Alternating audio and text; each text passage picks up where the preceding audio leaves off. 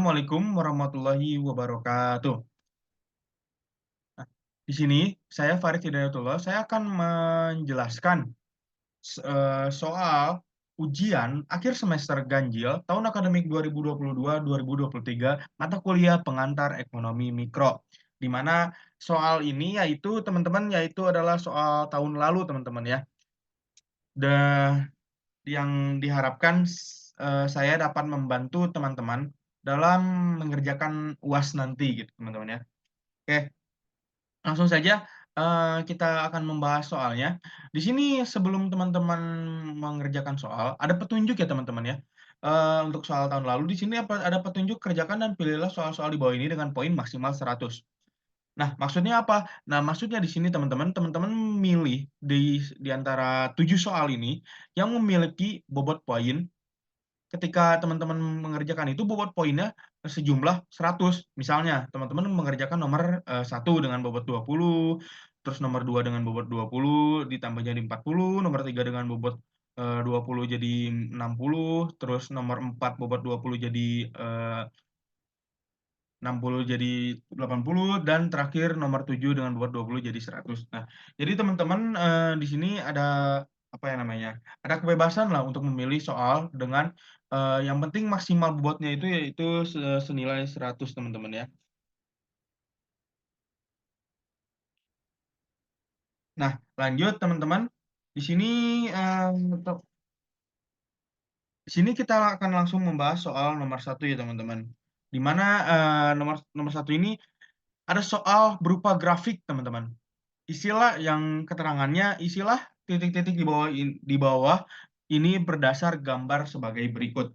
Di sini ada sebuah grafik teman-teman.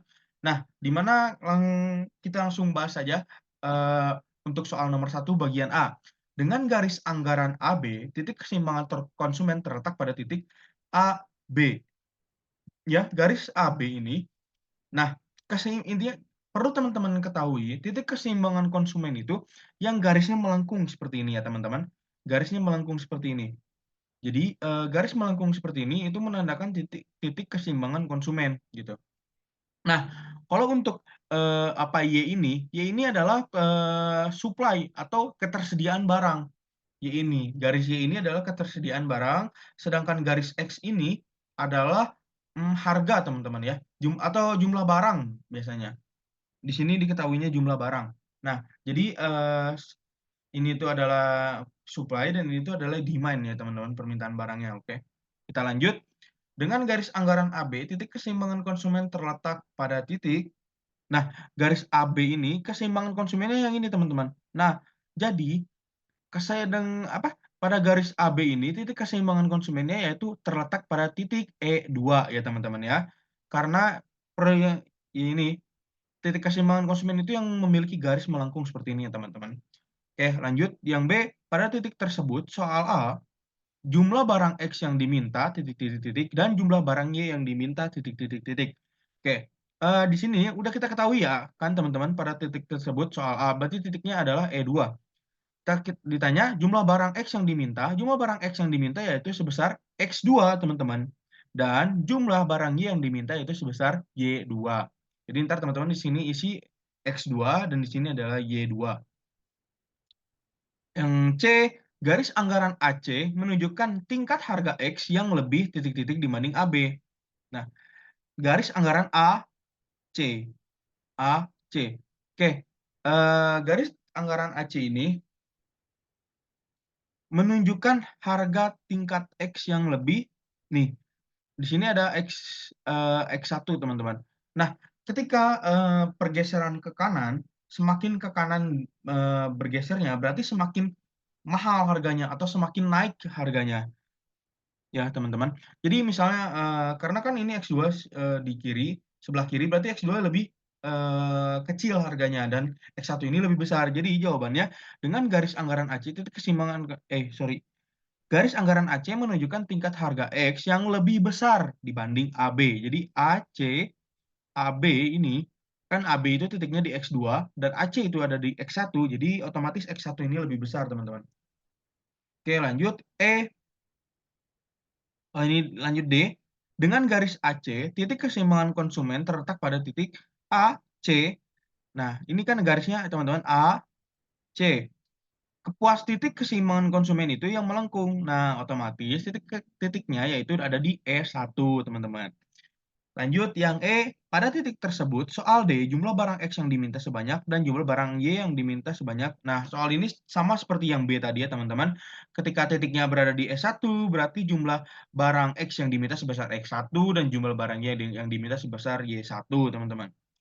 Oke lanjut F, titik S1 menghasilkan kepuasan yang lebih titik-titik-titik dibanding titik E2 yaitu sebesar nih, titik S1 menghasilkan kepuasan yang lebih besar teman-teman.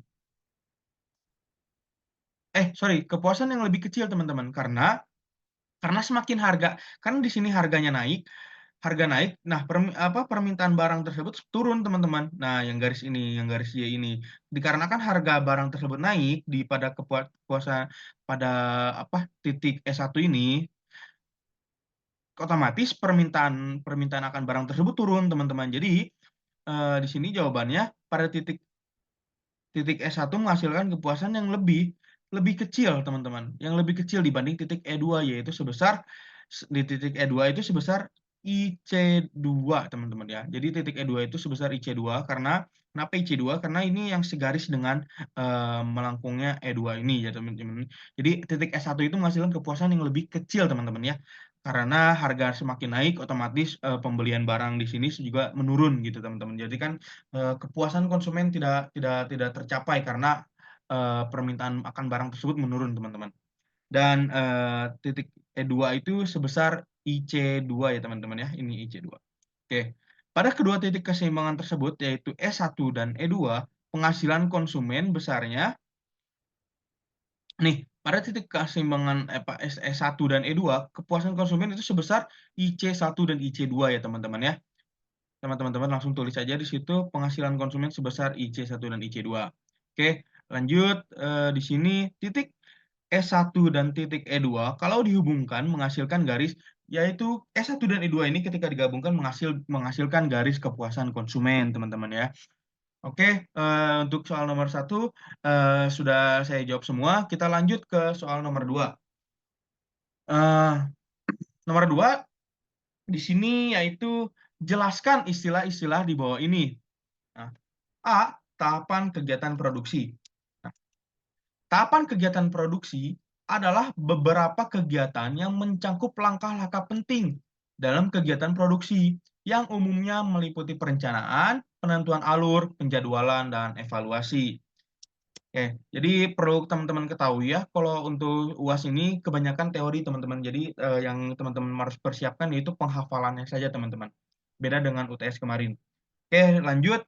Ini B, list cost combination. List cost combination adalah kombinasi dari kegiatan produksi yang diperlukan untuk menghasilkan output dengan biaya terendah. Oke, kita lanjut. C, law of diminishing return.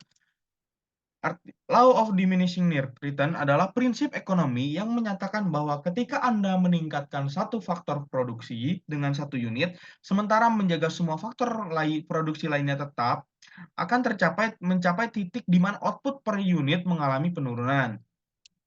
Selanjutnya ada fungsi produksi. Fungsi produksi adalah hubungan antara input dan output dalam satu periode produksi atau suatu gambaran tentang bagaimana produsen berperilaku dalam menghasilkan output. Fungsi ini mencakup tenaga kerja, modal, dan sumber daya alam. Selanjutnya ada isokuan. Isokuan adalah garis kontur yang digunakan dalam ekonomi mikro untuk menunjukkan semua kombinasi input yang menghasilkan output yang sama. Selanjutnya, marginal rate of technical substitution. Marginal rate of technical substitution atau MRTS adalah teori ekonomi yang menjelaskan perbandingan sebesar dengan yang diperlukan untuk menggantikan satu faktor produksi dengan faktor lainnya dengan menjaga tingkat output yang sama. Yang terakhir ada expansion path. Expansion path adalah jalur yang menghubungkan kombinasi input optimal saat skala produksi diperluas. Oke, selanjutnya kita langsung saja kerjakan soal nomor 3, teman-teman. Di sini soalnya Grafik di bawah ini menunjukkan bahwa kurva produksi total (TP), kurva produksi marginal (MP), dan produksi rata-rata (AP) pada suatu proses produksi dengan menggunakan dua macam input, yaitu input K modal dan input L dalam kurung tenaga kerja. Input K merupakan input tetap konstan dan input L merupakan input variabel. Dalam suatu proses produksi 2 dan tahap produksi 3, masing-masing tahap mempunyai karakteristik sendiri-sendiri. Oke, kan, jadi teman-teman baca dulu keterangan yang ada di atas, baru teman-teman bisa mengerjakan yang di bawah ini ya teman-teman. Dari grafik di atas, maka tahapan produksi 1 dimulai pada tingkat produksi sebesar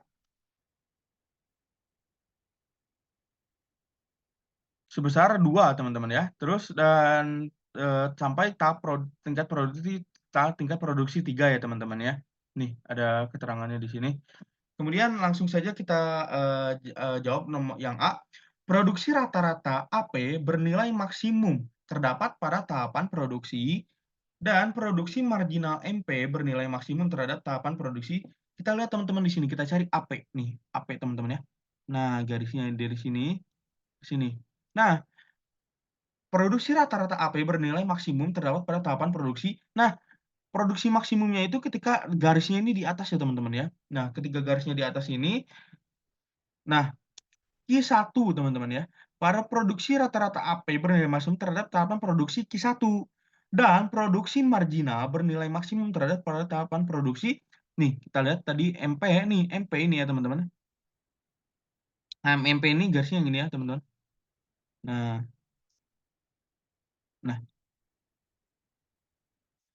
yaitu pada titik Q0 ya teman-teman ya untuk, kepuasan MP di sini ya teman-teman ya. Untuk, produk marginal MP bernilai maksimum terdapat pada tahapan produksi Q0 ya teman-teman ya. Kemudian yang B, pada produksi total TP maksimum, maka nilai produksi marginal MP adalah nih MP, TP maksimum teman-teman. Nah, maka nilai produksi MP yang nilai produksi marginal MP adalah yaitu Q2 teman-teman ya. Karena di sini garisnya, eee, lurus ya teman-teman ya, di sini ya teman-teman ya. Oke lanjut, nilai produksi rata-rata AP sama dengan nilai produksi MP pada maksimum. Nih AP di sini teman-teman. Nah, AP di sini kan sama dengan MP, jadi, AP di sini yaitu sebesar Q1 ya teman-teman ya. Pada titik Q1 Briga akan mencapai maksimum teman-teman. Produsen yang rasional akan berproduksi pada tingkat output antara titik-titik dan titik-titik.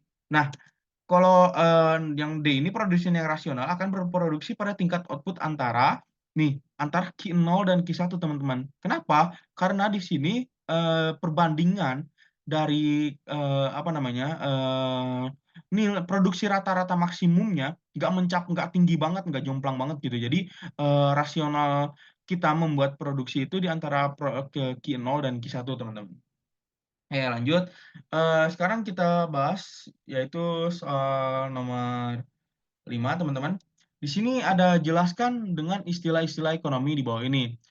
A, envelope curve ya. Nomor 5, envelope kurva adalah kurva yang menyentuh setiap anggota dari keluarga kurva pada suatu titik dan titik-titik sentuhnya membentuk seluruh kurva envelope tersebut. Oke, lanjut economic of scale. Economic of scale adalah keuntungan biaya yang diperoleh oleh perusahaan ketika meningkatkan produksinya. Keuntungan ini terjadi karena hubungan terbalik antara biaya per unit dan jumlah output yang dihasilkan. Selanjutnya yaitu ada total variable cost. Total variable cost adalah jumlah dari semua biaya variabel yang terkait dengan proses produksi. Selanjutnya ada marginal cost. Marginal cost adalah biaya tambahan yang terjadi ketika produksi satu unit produk lebih lanjut. MC merupakan perubahan biaya produksi yang terjadi ketika produksi jumlah unit tambahan. Selanjutnya ada average fixed cost. Average fixed cost adalah biaya tetap rata-rata per unit output yang diperoleh dengan membagi total biaya tetap oleh jumlah unit output. AFC menunjukkan seberapa besar biaya tetap yang diperlukan untuk memproduksi setiap unit output. Lanjutnya, nomor 6. Di sini ada jelaskan secara singkat istilah ekonomi mikro di bawah ini. A. Monopoly market. Monopoly market adalah kondisi pasar di mana hanya ada satu perusahaan yang menawarkan produk atau layanan kepada masyarakat. B. BEP. Sorry, yang B itu shutdown point. Shutdown point adalah tingkat operasi di mana perusahaan tidak mendapatkan manfaat dalam pengelolaan produksi lebih lanjut dalam jangka pendek. Shutdown point terjadi ketika marginal profit menjadi negatif atau biaya variabel melebihi pendapatan. Istilahnya rugi ya teman-teman ya di sini shutdown point itu. Yang terusnya C, normal profit. Normal profit adalah kondisi di mana total pendapatan suatu perusahaan sama dengan total biaya, baik biaya eksplisit maupun implisit dalam periode waktu tertentu. Selanjutnya yang D yaitu free entry dan free exit. Free entry dan free exit adalah kondisi yang ada di pasar di mana perusahaan dapat masuk dan keluar dari industri tanpa menghadapi hambatan apapun. Oke, yang terakhir di sini ada grafik lagi teman-teman. Nah, untuk soal nomor 7, tunjukkan simbol abjad gambar pasar persaingan sempurna di bawah ini.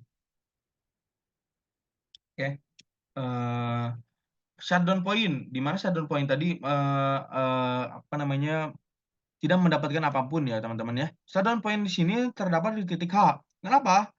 Karena titik H di sini ada P itu adalah price ya teman-teman, price dan Q itu quantity atau permintaan. Jadi ketika harga sama dengan permintaan berarti kan tidak mendapat apapun teman-teman. Nah, itu yang disamakan shutdown point. Kemudian BEP ini break even point juga, yaitu titik di mana, bentar teman-teman. Nah, titiknya itu ada di titik B, di mana ketika harganya satu, nah kuantitinya juga satu, sama teman-teman, hampir mirip dengan shutdown point tapi. Oke.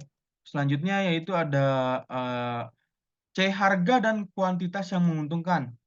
Ada di titik A, teman-teman. Di mana ketika harganya 2, di sini harganya 2, kemudian kuantitinya 2, dan di sini mencapai titik keuntungan, teman-teman ya. Kemudian yang terakhir ada harga dan kuantitas yang merugikan ada di titik F, di mana ketika harga 1, permintaannya 2, teman-teman ya, di sini. Ini disebut, harga dan kuantitas yang merugikan. Oke, mungkin segitu saja teman-teman yang bisa saya jelaskan. Mohon maaf jika masih banyak kesalahan dan kekurangan dari apa yang, saya terangkan ini. Semoga, teman-teman sukses dalam mengerjakan UAS-nya dan semoga apa yang saya jelaskan ini membantu teman-teman, dalam mengerjakan UAS teman-teman ya. Oke, terima kasih teman-teman atas perhatiannya. Assalamualaikum warahmatullahi wabarakatuh.